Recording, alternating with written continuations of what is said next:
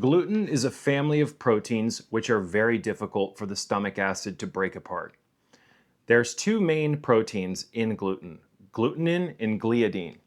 These are incredibly difficult for our stomach acid as humans to break apart. We have difficulty breaking apart the chemical bonds that hold these proteins together, right? We have difficulty digesting them. So gluten goes into the small intestine after it hasn't been fully broken apart in the stomach, and it wipes out your colonies of microvilli.